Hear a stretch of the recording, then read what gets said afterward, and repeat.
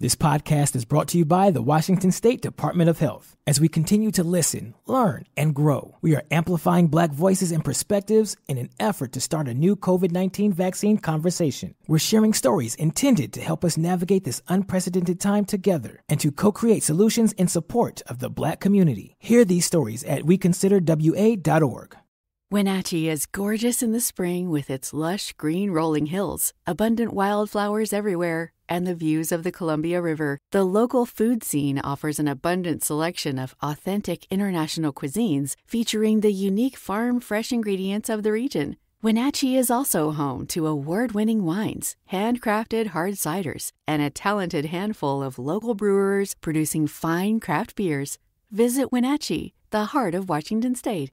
Hey, this is BJ. Thanks for listening to our show's podcast. If you're a fan of all things geeky, you should check out my other podcast, BJ Shea's Geek Nation. We have new episodes every day, and you can check it out at bjgeeknation.com. Your driver's license is important so you can get back and forth to work, get your kids to school, and back and forth to daycare. If your license has been suspended because you can't pay your tickets, you can't do any of those things. Let's talk about Chapter 13 bankruptcy. You may have heard that tickets cannot be discharged, but they can be dealt with in a Chapter 13 case. Why not come in for a free consultation? The chapter you choose will make all the difference to your getting back, legally, on the road. Let's design a plan to pay off your tickets and restore your license immediately. I'm attorney Travis Gagne. Please contact me today at choosetherightchapter.com. That's choosetherightchapter.com. 99.9 KISW, the Rock of Seattle. You got to check out the BJ and Migs page of KISW.com because there's a great video of a family cat that meows a lot. And when this cat does, their parrot swears and tells it to shut up. I love this parrot. Awesome. This parrot is my hero. Shut up. Quiet. Shut up. Shut up. Shut up. Be quiet. Shut up. So then the owners must say that a lot. Yes. Right, because that's kind of how a parrot... I just love that it has a different way to say shut up. Like, it goes different... Man, parrots are smart. Right? It's so crazy. And then it curses it out. That's awesome. Shut the F up. Wow. So the parrot definitely... Is the parrot irritated, or is the parrot just thinking, oh, this is what you do when this sound happens because this is what my people do? Yeah. I don't know if the parrot really is pissed, and this is just his way of saying, shut the F up, and I've learned how to say it the right way. And what's going on in that house, though? And, like, why is the cat nonstop meowing? Yeah, I don't know about that. Like, yeah, what is it? I mean, I don't know why. Doesn't that mean it's in heat? Oh, is that what it means when a cat meows? It's in heat? Well, when a cat is in heat, it starts to just meow a lot. And it's basically saying, hey, come at me. Oh, I didn't know that. Learned something new today. Yeah, my neighbor's cat went in heat, and it was annoying as hell. So what do you have to do? Like, do you have to go, like, the back page and find, like, a cat escort or something to satiate the cat's needs? Well, what this cat ended up doing, she snuck out of the house and didn't come home until early the next morning with her heels in her hand, you know. Oh, the walk of shame. Mm-hmm. Yeah, that's what that is. Out on the prowl. And got pregnant. I love this. I want to hear that parrot again. This parrot's my new hero. I mean, I thought, but it's a close. Oh, it's so close because I love the Matthew McConaughey parrot too. But this parrot's the greatest. Shut up. Shut up. Shut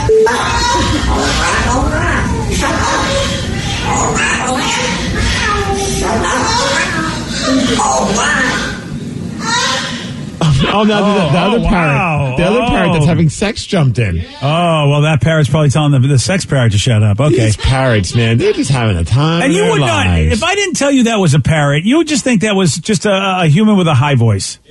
Yeah, kind of like that, nasally voice. That's all. Yeah. I mean, I would not know that's a parrot, especially the way it's talking to that cat. Love that parrot. Man, I feel like if you're a stoner, you just get stoned and just, like, sit there and just enjoy the show. Because it's just so funny. The visual of the parrot just, like, there hanging out, looking at the cat like, hey, shut up. I could be entertained for hours by that. Yeah. Oh, definitely. I need a parrot. No, actually, I don't. No, you don't. They are the messiest. Birds are just, cleaning that cage and all that. You're right. No. Oh, yeah.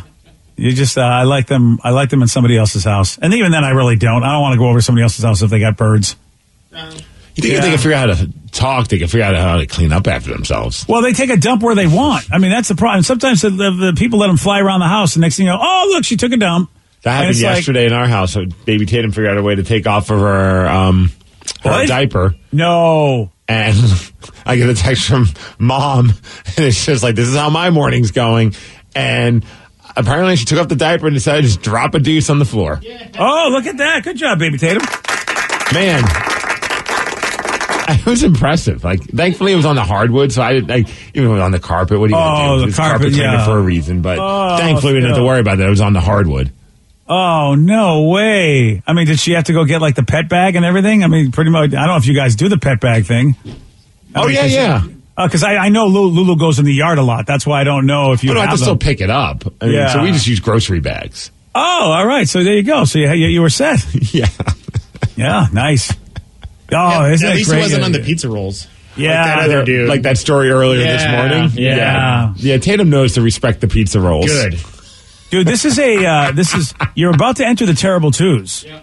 Oh, dude, she's warming us up for it. Don't get me wrong. You're about to enter this because the fact that she's like, I'm not ready to be potty trained, but I don't want this on me. I remember that. It's an awkward time. It's like, you need to keep this on your body. We're not going to have you peeing and pooping everywhere. And she did it right by the bathroom door, though, so she kind of knew where. I was kind of impressed by that. I was like, of all the places to pick, I mean, it might have been a massive coincidence that this massive turd was there, but like, it was still pretty cool. I was like, all right, she's at least on her way. All right. Well, you know what? There's always a silver lining. The half full mentality. I love it. Yeah, that's the kind of house she's growing up in. Oh boy, glasses half full. Yeah. Oh man. Oh, those were the days. I don't know if those are the days, BJ. I kind of hope that we could go past that. I hope that's not an ongoing thing. Yeah, I think this is good. I'm remembering all the fun times now, thanks to you. Yeah, at least you can look back on them and laugh.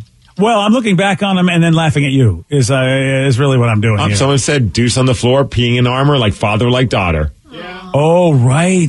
So you are finally getting your comeuppance for urinating in your parents' suit of armor. And she's doing it on a whole other level. She'll probably poop in my goalie gear. Oh, now we're talking. You think she's going to and one level up Step Brothers on your drums? Oh man! I mean, oh boy, what's she gonna do to the drum set? I got to get one of those like overhead shelving units in the garage, so that way she can't get to them. Yeah, you just gotta get a cage and just put her in a cage. Okay. You gotta Borat that whole quickly. You gotta Borat that situation is what you gotta do, or I should say Borat too. Why is your child in a cage? I'm afraid she's gonna poop on my stuff. Yeah. It's child safety. It's the ultimate in child safety locks. We've got her safe. I mean, people do use those leashes all the time. So yeah, they do. So the next step is the cage, the child cage. The child cage. Just put on the pumpkin song. Yeah. Little Tykes has got to have a child cage, don't they? They need to make one. A bright red, yellow, and blue child cage. Don't they have like those playpen gate things? Yeah. Are pretty much like a convertible cage. Yeah. You just got to put a top over it so she can't climb over it. That's all. Or get barbed wire. Whichever one works for you, Barbed wire. That way she's ready for wrestling one day and she'll start doing death matches by the time she's 18. Yeah. It's the Little Tykes barbed wire set. So available today. Going back to the cat in heat story, someone said, "Oh, guys, this cat was definitely sounded like it was in heat." When I lived with my ex, his niece had a cat in the house that was in heat. I had to work at 5 a.m. and I couldn't let the cat outside, and she would just nonstop meow super loud all night long. It was annoying. I don't blame that bird one bit. He's right. Shut the F up, LOL. So basically, the cat's like, well, if you don't let me out, I got to meow really loud so people can come in. I mean, so we're kind of stopping the whole process of the cat doing what it's supposed to be doing. Yeah. Isn't that supposed to stop if you spay them though, or not? I have no idea. Do they stop wanting to be in heat? I think so. I would assume so. Well, then if you're going to have an indoor cat that you don't want to get pregnant, shouldn't you do the right thing so that cat doesn't have to suffer? I feel like it's just a beating to go through heat and not be able to do anything about it. I mean, listen to Bob Barker and get your pet spayed or neutered, right? That's what I'm talking about. Yeah. Bob was the Price is Right guy, so he knows about animals. That's all I know. So instead the Terrible Twos go into the blank me 3s and then the WTF 4s and then the Are You Effing Kidding Me 5s. Sweet. Okay, so there's no, what they're saying. So there's no rest for the wicked now. Yeah, Kathy, though, was telling me, we were talking about this, and she said one of her favorite ages, because we have the two kids, 6 and 3. So when Joe was 6 and Sarah was 3, that seemed to be the sweet spot that she remembered. See, but that was different for Lily. Lily had a great 2-year-old year, and then really, yeah, and then, she wasn't terrible. No, not at all. 3 years old when the attitude came, and that's she was when a late bloomer. Like, yeah, okay, let's. I just want the attitude to be logical. Like, I mean, that's not going to happen. No, it's so ridiculous. Like, just yesterday, I took off my socks, and she started having a meltdown, and like trying to figure out why are you having a meltdown. I put my socks back on, and she's like, "Okay, I'm good." I'm like, "What are you doing to me?" Just want to see those feet. She's probably not a feet person. You got to wash your feet, dude. Yeah. But there are times where, like, she gets mad if you put socks on. Oh, yeah. Well, that she's just messing with you. She's trolling you. My little brother would do that, but it turned out he wanted to take my socks off. Like, and the same with him. Like, she does like wearing our socks. Right. And if I try to take his socks off, he gets mad, but he gets mad when he can't take them off. So I have to do halfway, and then he takes them off, and he's happy. There we go. All right. See, it makes complete sense. One text says, remember, Steve, when it comes to girls, it starts at 2 and it just gets worse every year until we die. There you go. That's true. There you go.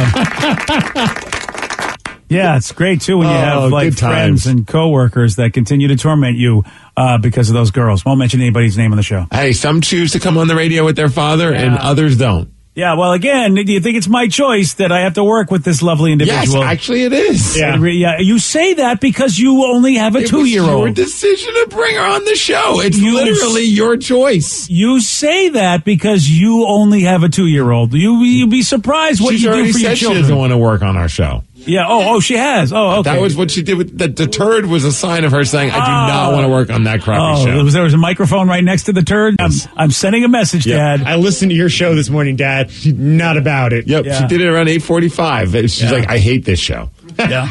It makes me want to fling poop. The texter speaks truth, man. You know what? It never ends. It never stops. You can never do enough. And you know what? It requires a lot of therapy. Thank you. Good job. And Danny, you're not out of the woods either, buddy. I didn't think I was at all. The illogicalness just gets worse as you get older because then they learn actually how to talk and they argue their point. So instead of just crying about their socks, then she gets to tell you why, and you're like, that makes no sense, and that makes her cry more. Yeah, you'd rather just have the crying. Where you know what? It's good that I didn't know really what was going on, because when you told me what was going on, it made it worse. Yeah. And then you get to a point where you just can't put Coco Melon on and hope they just shut up and enjoy it, right? Oh yeah, oh man. And then your life becomes the problem. Everything you do, they hate. The biggest argument I've had to date with my daughter is about her loose tooth. And it was, Dad, my tooth hurts. It needs to come out. Okay, let me pull it. No. Why? Because it'll hurt. Yeah, but it'll feel better. No. I don't want you to pull it. I don't know what's happening anymore. Yeah. Would you like to watch Coco Melon? There you go. Well, you know what? Congratulations, that's my answer until she's 30. Yeah. Would you like to watch Coco Melon? Coco? Yeah. Good luck to you, sir. Oh, I can't wait. Oh, so it says all this talk about girls is getting me nervous about my twin daughters who are about to be 1 in a couple weeks. Whoa. Well, that's double the fun, right? Yeah. Well, my buddy Frank, you know what? He raised twin daughters, so he's the one that knows all about that. And he's a better man than me because he made it happen. They seem like good kids. So I don't know if that would have happened under my watch. I feel like I probably would have been arrested or put in an insane asylum if I had to raise twin daughters or twin anything. I mean, they have to have 2 kids at a time, like at the same age. Yeah. That with infants and diapers and stuff. Oh, that's like a double whammy. This is how we find out that Sarah had a twin originally. And not anymore. Yeah. They'll find out when the Parent Trap 3, Sarah and her twin sister will get together. And that's when they'll find out. Until then, they don't know about it. I think the world only can provide one Sarah. Yeah. How crazy would that be? I know. I think you could say that about all of us, really. Oh, man, I think you could. Hey, for the first time in nearly 20 years, Rolling Stone magazine has updated its 500 best songs of all time. Oh, fantastic. Something for us to argue about. Yeah, what came in at number 1? You're going to find out at 8:17 on The Rock. BJ and Migs, mornings on The Rock, 99.9 KISW. 99.9 KISW, The Rock of Seattle. For the first time in 17 years, Rolling Stone magazine has updated its 500 best songs of all time. I mean, talk about procrastinating. Yeah. We'll get to it next year. Yeah. We'll get to it next year, dude. I wasn't even born when you first started doing this. I feel like it's really cool, though, that they'll at least take a look at it. Maybe, every decade would be good, as opposed to waiting every 20 years almost. Yeah. That'd be nice. But they got more than 250 artists, musicians, critics, journalists, music industry titans, and producers who submitted their top 50 favorites, and then they were tabulated and ranked. So this is pretty cool. It's not regular people, which I don't know if that's good or bad. It's not a popularity contest. This is about, I guess, I would imagine quality, like what the professionals and the people that are in the business and how they really know music. This is what they're picking. Would you say that, Steve? Because from what I can tell, it's just a bunch of people that know music better than me. Define knowing. Really, it's what you like is. I always have a hard time when someone's gives someone more respect for their musical opinion than others. It's just based on what you like. But I see what you mean.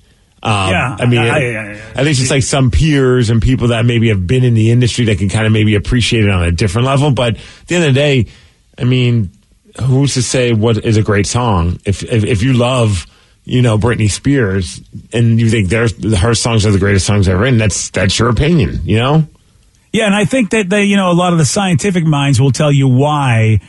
Number one is this song as opposed to Britney Spears, and this is who they chose as number one.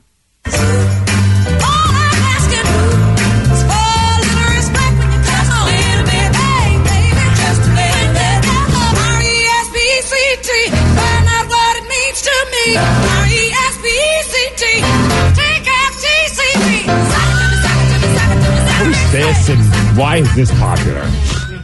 This is not tub thumping. I know, yeah. Yeah. There's a lot. This is where I would like to get the reasoning from all the really, really smart musical people. From a cultural standpoint, no doubt about it, an amazing song for a lot of really good reasons.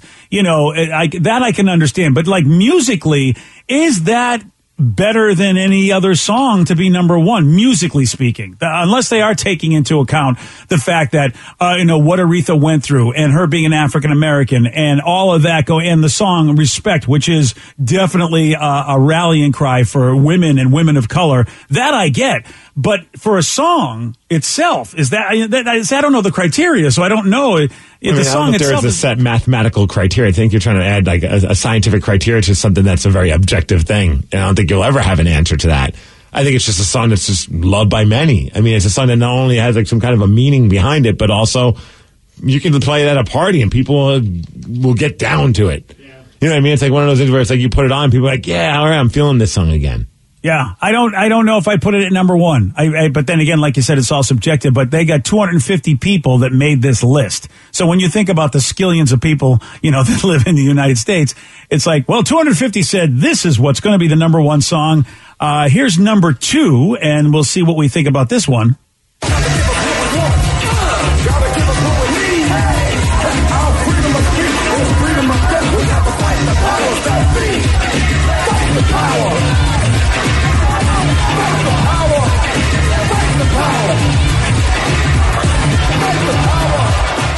When I hear that song, I think of Do the Right Thing, the movie. And also I think of, Public Enemy was a band or a group that just, it transcended hip hop. I think if you were a metal fan, probably because of the Anthrax influence and they kind of were buddies and stuff, but if you were a metal fan, you dug Public Enemy.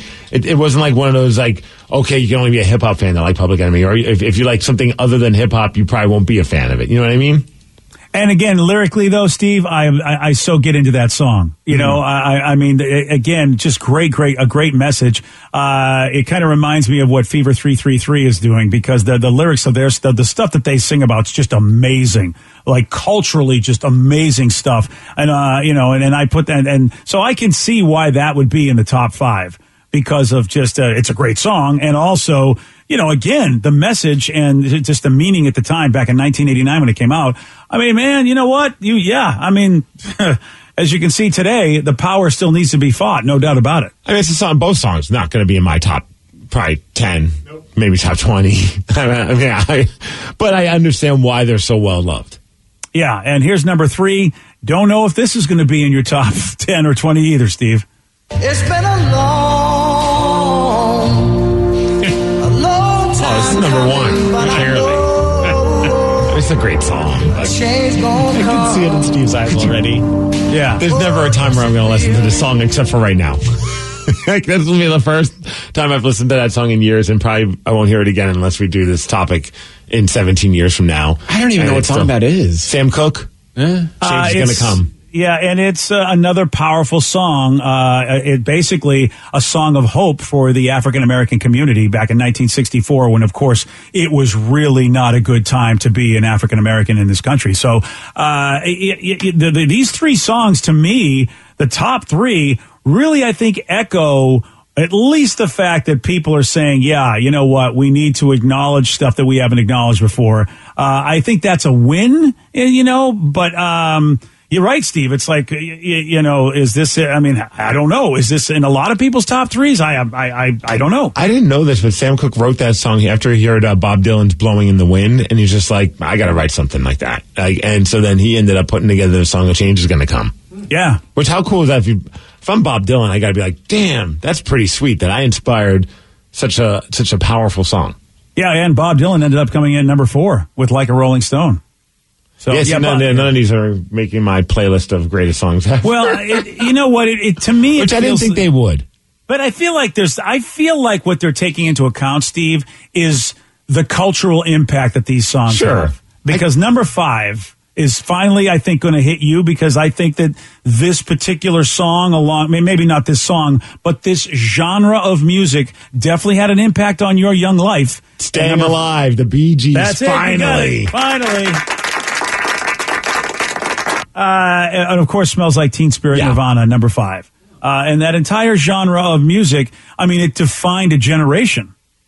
Oh, dude, it changed so much. It changed music. It changed how, what people were into. People went from being into, glam metal and that style of music to instantly being a fan of bands that didn't wear spandex and wore flannel. Yeah, and so I think that, we're getting that. I think we're really getting cultural impact. I feel like, at least with the 250 people that decided these were their favorite songs, cultural impact has had to have an impact on them picking what they picked. I think it's also just the fact that I know these songs are old, especially Sam Cooke's, but I didn't realize it was that old. It came out in 1964. Yeah. It was the year my dad was born. It feels like DJ just went to college. I'm kidding. He was graduating. You know I was just graduating, Steve. My bad. Come on. But I feel like these songs could be loved by somebody back then. Could be loved by. They're timeless. Yeah, they're timeless. I could see little kids dancing to Respect. It just feels like all these songs are just timeless. I can't argue with Respect. Yeah, I can't. And even Public Enemy. You're right. They're good tunes. And that, no doubt about it. Again, though, like Steve said, it is all just, really relative of what you'd put in there. But it's fun, looking at this list just to see some of the stuff, and I'm just like, I haven't listened to that song in forever. Oh, that's I'm looking just randomly scrolling through it, and that Lorde song Royals came in at number 30, which I was like, that's quite an honor for a song that's, it's 10 years old. Doesn't even feel like it's been 10 years old. Has it been 10 years for Royals? 2011. Wow. I just thought that was maybe 5 or 6 years ago. But man, time is flying too fast. But still, a song that wasn't written that long ago, they view as being one of the best, in fact, in the top 30 of songs ever written, which, that's got to be a cool thing. Lists are so subjective, but I would imagine if I'm Lorde and I'm looking at this, I'm like, damn, you put me ahead of that Johnny Be Good by Chuck Berry. That's pretty cool. Well, and you got to be, and I really believe that it's definitely cultural impact. And a lot of times, Steve, we don't even know the lyrics to these songs. And that, I think, the poetry of the music, obviously of the words has, is something that we sometimes don't even think about. How many of us even know the lyrics to the songs we love? Some of them I don't even know if people do. I'm looking at number 35, and it's Little Richard's Tutti Frutti, which should have been number 1, of course. Yeah. Oh, yeah. I never paid attention to the lyrics of this, but apparently the original lyrics were Tutti Frutti, good booty. If it don't fit, don't force it. Wow, those were the original lyrics of that song? You can grease it, make it easy. He's talking about putting together an IKEA furniture. I thought square peg into a round hole. Yeah, same thing. Yeah, those toys. Now, are those the official lyrics, or were they lyrics that had to be changed? They were. I'd have to look at the lyrics, but according to the story, those are the lyrics. It said that they had somebody that had to help him clean up the filthy original lyrics. Oh wow! Well, they did like to sing about sex in those days. And it was like 15 minutes before the session was going to end recording the song when they're like, here, do these lyrics instead. And they're very repetitive. It's just the same thing over and over. Yeah, I don't think those lyrics did not make it into the song. Yeah. I want to hear that version. Oh, I bet you do. I don't know. Boy, that'd be amazing if it's out there somewhere. I don't know, But see, the thing, even like, phrases, hold me tight, you guys don't know because but hold me tight was basically sex. It was just that was the only way. And if you listen to It's Been a Hard Day's Night by the Beatles, even though actually the Beatles, they're on the list, but not for that song. A lot of Beatles songs are on this list. Yeah. Sure. Well, yeah. Strawberry Fields Forever, which was their Sgt. Pepper world, wasn't it? I believe it was on Sgt. Pepper. Or it was definitely one of the two albums in that vicinity where they were trying to answer the Beach Boys' Pet Sounds. It was definitely their psychedelic year, Strawberry Fields Forever. One texter has a very good question. Where did this make it on the list? Hey, chingity ching. It's Dominic the Donkey. Sadly, 501. Yeah. Barely cracked it. Yeah, that's great. No. Marvin Gaye's What's Going On, number 6 on the list. As I said, the Beatles, number 7 was Strawberry Fields. Missy Elliott, Get Your Freak On, which don't know much about that song. Get Your Freak On. But I mean, like, why is that number 8? Because it's just a great song. And it's, I know it's a great song. Timeless. Like, it doesn't feel like it was written or done when I was in middle school. Like, I still jam out to that song all the time. I feel like there's got to be something more. I mean, the fact that it's a good song, but I mean, look, I feel like these songs might be really important when you get into the top 10 with a song that there's been a lot of great pop songs. You know what I'm saying? So for this to make number 8, there's got to be a reason beyond just the fact that it's a good song. Because I'm looking at the rest of these and they all have some sort of significance. But, Well, significance to how you're perceiving it. Not every song has to be that way. I mean, if someone just loves a song and they're a part of this panel, they just write it down. And it just so happens that a large number of people also love that song. I mean, Missy Elliott was a super popular hip-hop artist for a while. And they probably just love that track. And apparently this collaboration was like way ahead of its time. Like they kind of took a risk and it blew up. There we go. See, I mean, that's what I'm saying. There had to be some significance to it, like the first time something happened. And Dreams by Fleetwood Mac. Interesting. I wonder if what was that guy that was on the skateboard, if that helped. The Ocean Spray guy? The Ocean Spray guy. I wonder if that reminded people of how great of a song that is. Yeah. You may be right, Steve. There's a lot of... Staying Alive cracked the top 100. Oh, it did make it. 99, right. Baby. Number 99. Number 11 I'm going to talk about because I'm a big fan of this group, but Hey Ya by Outkast, which I know the song. It's a good song. You're a big fan. Are you listening to Outkast a lot? No, I said the next one. Oh, I was like, wait a second. I didn't want to. When have you listened to Outkast? Yeah. I didn't want to skip Outkast. I want they're number 10. I'm a fan of number 11. Yeah. I was like, what is going on? I've never heard you once talk about Outkast, and all of a sudden you're like, I'm the biggest Outkast fan. Big Outkast fan. Me and Andre, we are like. It's just best friends. That's right, buddy. We're Andre 3000. I knew when he was Andre 1500. That's right. When he was my friend, he was just 1500. Right. And I used to call him 15. Yeah. That's what it is, because I knew him. Yeah. Number 11 is the band that I know of a lot. And I have to tell you, someone would have to tell me why they picked this song. God Only Knows by the Beach Boys. Surely not the most famous Beach Boys song that anybody knows. I wonder if anybody even knows the song. I think a lot of people know that song. That's a Pet Sound song. Right. It's an incredible song. Oh, okay. Well, you know what? I did not realize many people knew it as much as I did. Absolutely. Yeah. I think obviously, I love Pet Sound, so I know it, but there's a lot of people who love that record, and that's, I think, one of the standout tracks from that record. All right. I mean, I love the song. It was when I had my girlfriend and I at the time, that was our song. And when we were so I want to know, it's number 69 WAP. I hope that would be so great. I got to now find out what number 69 is. Well, good call. That, I did find out that apparently Paul McCartney and said this is probably one of the best songs, and that's what influenced him and John Lennon to write Here, There, and Everywhere. Oh, really? I can see that. So that's what influenced it. So it was influential. 69. I like it. Taylor Swift. Is it really? All Too Well. There you go. From the Red Record. There you go. That's a Swiftie right there. And BJ, your favorite Guns N' Roses song, number 88, Sweet Child of Mine. God, I'm sorry. I think that should be much higher. I agree. Yeah, it should be much higher than that. And that really irritates the crap out of me. Because that. Why do you get so irritated about lists? I really do. I enjoy lists because it gets talking about songs maybe you never heard, and you can have like a fun conversation. You get so mad about lists. I really do. Because I want it. Well, again, here's why, Steve. It's 250 of the mucky mucks. You know, if it were just regular people, I'd be with you, Steve, and say, yeah, everyone's Then you'd relative. be bitching, be like, who are these people? They don't have any experience in this world of music. They should get people that have respected opinions. Yes, I probably would be that way. You're absolutely right. So there's no winning is what you're saying with me. There is no winning. Yeah, there's no winning with me at all. How about Stairway to Heaven, number 61? I would think that one would have been higher.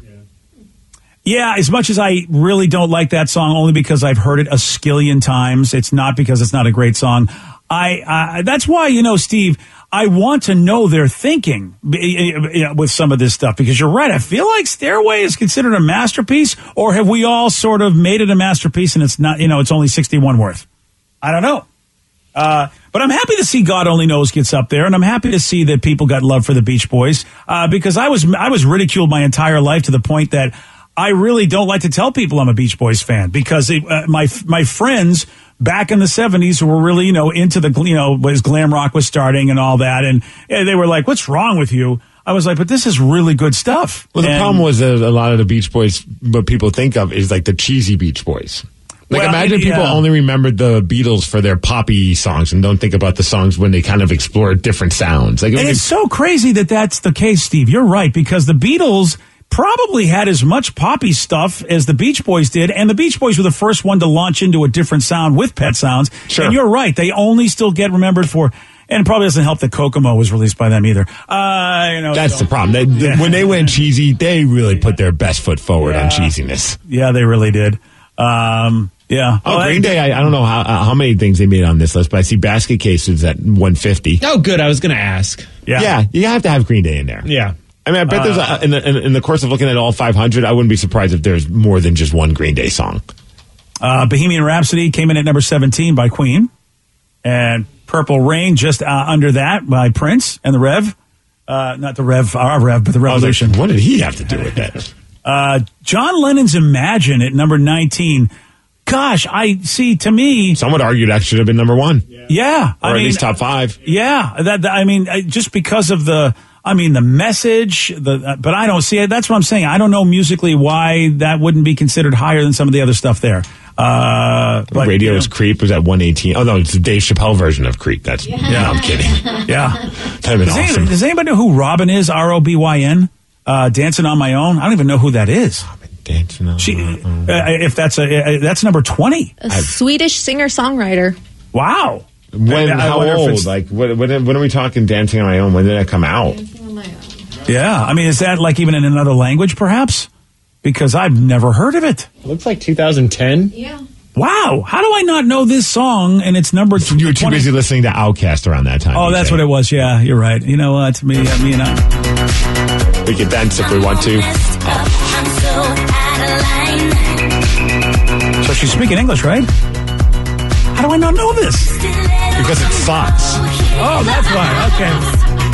What is this? This is number 20 is what this is. This is ahead of Sweet Child of Mine is what this is. Now what do you think of this list, Steve? I'm thinking the chorus now, though. Oh. No. Oh, Joey's digging it. Joey Deese is going crazy in the studio.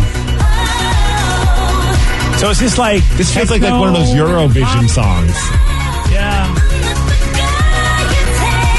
So, I mean, is she a trendsetter? This has to be something within this genre, right? I mean, there has to be meaning behind why she's 20. Apparently, according to Wikipedia, it's a gay anthem. Okay. There we go. Okay. Well, that I can understand. And apparently, Kings of Leon also did a cover, but they never released it. So they just do it live. Yeah. Oh, Dancing on My Own. See, this is why lyrically, sometimes you really got to look at the words because, otherwise you have no idea why the song is as good as it is. Yeah, that song is not on my radar. I wasn't feeling it. Well, it makes sense, Steve. It wasn't our fight. Which, a lot of times, I think that's the importance of a list like this is sometimes when you are me, which I've never had to fight as much as other human beings on this planet have had to fight, you don't know that stuff like this is that important because, well, it was never our fight. So, we wouldn't know. So that's kind of cool. Good for Robin. Oh, there you go, buddy. Every once in a while, Steve, you know what I'm saying? Me and Andre 15, we would talk about things like this. Oh, 15. You knew him back even before he was even hitting the hundreds. That's right. It was just me and Andre 15. We talk about these things. Andre 15, okay. That's how we did it. There we go. That's how we did. All right. Well, there you go. That's a list. Congratulations to everybody on the list. I'm proud of you. 250 people can go suck it. That's all I'm going to say. Dang. I know my own list. I got my own list. Why don't you make your own 500 list and put it out there? No, because I don't want a guy like me from complaining about it. That's why. I'm sure if you just go on like your YouTube, they probably have like a thing like the most played songs you play. You don't even have to really put any effort into it. Yeah, well, that's the thing. But I mean, that's why I would love to talk to the people, because I bet there are really good reasons as to why the list is what it is. And I'm all for a lot of that. Or we'll get all 250 of them on a Zoom call with you, and you can ask them these questions. I want to get all 250. But you know me, that's me. I like that kind of. You're just like, it's a list. Well, yeah. You know me. I got a problem. Clearly. Yesterday, Steve did get this one wrong. Which animal has the highest blood pressure? Which animal? A monkey? No. An elephant? No. A cheetah? No. Oh, sorry, Steve. We were looking for a giraffe. Yeah. Oh, hey, you remembered. Good job. I almost forgot, but I was thinking big neck. Yeah, big neck. You want a shot at beating Steve? You got it. 206-421-ROCK. We're playing Beat Miggs. We'll do that at 8:50 on The Rock. Today's podcast was brought to you by Travis Gagne, bankruptcy attorney. He's here right now and has agreed to answer more of your questions about bankruptcy. Here's another question from a listener. I'm getting my wages garnished. Can bankruptcy help with that? Absolutely. One of the big reasons people file bankruptcy is because they have a judgment or a lawsuit against them, or their wages are getting garnished, and so they can't pay their other regular ongoing bills. People sometimes think that you can't file bankruptcy once they have a judgment against them or once a garnishment has started, and that's not true.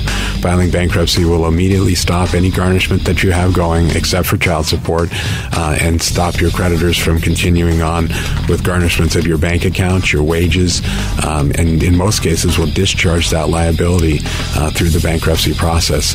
And we can file a bankruptcy case for you usually the day you come in. Thanks, Travis. If you have more questions about bankruptcy, you can reach out to Travis anytime at choosetherightchapter.com. That's choosetherightchapter.com. Thanks for listening.